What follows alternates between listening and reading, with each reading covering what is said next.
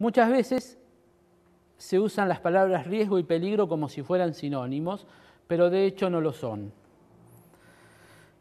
El riesgo depende de dos cosas, depende de la toxicidad y depende de la exposición. Por ejemplo, tomemos el cianuro.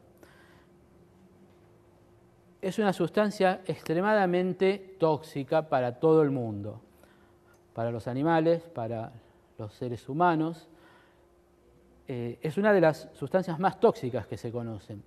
Una persona expuesta a cianuro gaseoso puede morir en 2 o 3 minutos. Por lo tanto, su toxicidad es muy alta. En algún momento se lo ha usado y a veces se lo usa como plaguicida en circunstancias muy especiales. Por ejemplo, en depósitos o en bodegas de barco. Obviamente sacando a toda la gente que esté cerca y cerrando todo para que el gas cianuro no escape. Ahora bien, si una persona decide aplicar cianuro vestida como esta persona, sin protección de ningún tipo, aparte de que la toxicidad del cianuro es muy alta, el grado de exposición de esa persona va a ser muy alto y por lo tanto va a ser muy alto el riesgo de que esa persona se intoxique. Por el contrario, si una persona decide aplicar el cianuro vestida dentro de un traje de astronautas, va a ser casi imposible que el cianuro ingrese hasta la persona, la exposición va a ser extremadamente baja y el riesgo también va a ser muy bajo. Obviamente esto es una exageración para ilustrar el ejemplo, pero esto no siempre es una exageración porque muchas veces uno puede ver aplicadores de plaguicidas que no están adecuadamente protegidos.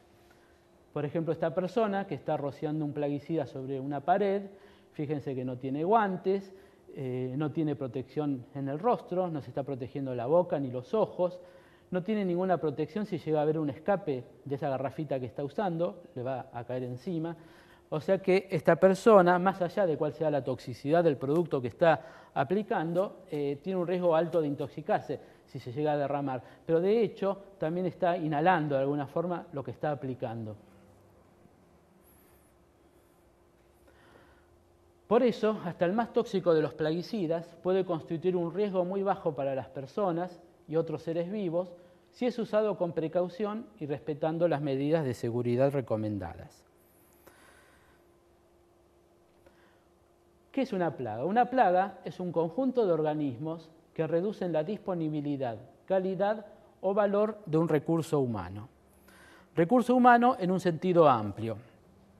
Por ejemplo, la salud humana es un recurso humano, el bienestar humano, los bienes muebles o inmuebles, las plantas cultivadas y los animales criados para comerlos, y las plantas cultivadas y los animales criados por placer. Cualquier grupo de organismos que le provoque un daño a alguna de estas cosas es considerado una plaga. Es decir, es una definición, un concepto antropocéntrico. Está pensado, definido desde el punto de vista humano. Y de esa manera va a haber plagas de importancia sanitaria, plagas de estructuras, como pueden ser termitas. Las de salud humana pueden ser insectos que transmiten enfermedades, los mosquitos transmiten la malaria, el paludismo, el dengue, la fiebre amarilla, la fiebre del Nilo, las vinchucas transmiten el mal de Chagas, hay moscas en África que transmiten la enfermedad del sueño, termitas que se comen la madera de las construcciones, las plagas agrícolas, las plagas veterinarias y las plagas de las plantas del hogar o de las mascotas. Por ejemplo, en Centroamérica crece algodón en forma salvaje, nadie lo cultiva, nadie lo usa. Las langostas que se comen ese algodón no son una plaga. Pero en un campo de algodón cultivado con fines económicos, esa misma langosta y esa misma planta, ahí sí son una plaga. Y también 10 langostas en un campo de algodón no son una plaga, pero 1 millón de langostas sí lo son. Y eso nos lleva a un factor que tiene que ver con el tamaño o la densidad de la población, que es lo que en definitiva termina de definir lo que es una plaga. Lo que se define generalmente es un umbral de daño económico, que es una determinada densidad de la población. Si la densidad de la población está por encima de ese umbral, se la considera una plaga. Si está por debajo, no. ¿Y por qué? Porque si el tamaño de la población es tan grande que supera este umbral, el daño que produce esa cantidad de individuos es mayor que lo que cuesta controlarlo. En cambio, si la densidad de la población está por debajo de ese umbral, el daño que produce no es tan grande y cuesta más controlarlo que el daño que producen. Por eso, para cada plaga, en el área agrícola, por ejemplo, y para cada cultivo, se establecen umbrales. Entonces, lo que hay que hacer, lo correcto, es, antes de aplicar un insecticida, ir y fijarse, no solo si está la plaga, sino si su tamaño poblacional justifica hacer la medida de control.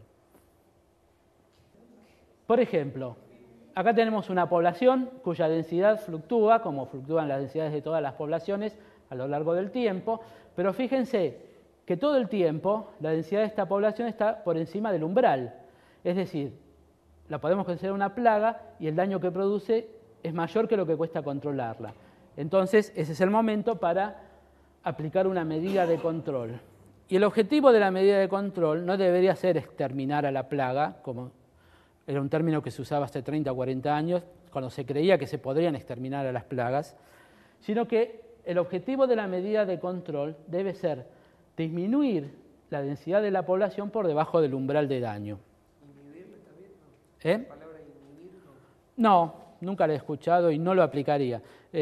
La palabra que se usa es controlar. Controlar una plaga es esto, es hacer disminuir la densidad de su población hasta un valor donde el daño es bajo, mínimo. Y después hay que ver qué pasa. Puede ser que se quede ahí abajo y no hay que tomar más medidas de control, o puede ser que vuelva a subir y hay que aplicar un... Sí, puede adaptarse a la nueva situación y no volver a crecer, o si tiene recursos puede ser que vuelva a aumentar. En este otro caso tenemos una población cuya densidad está siempre por debajo del umbral y en ese caso no habría que tomar una medida, porque el daño que produce no es tan grande como para justificar la medida de control. Por eso a veces la mejor estrategia puede ser no hacer nada.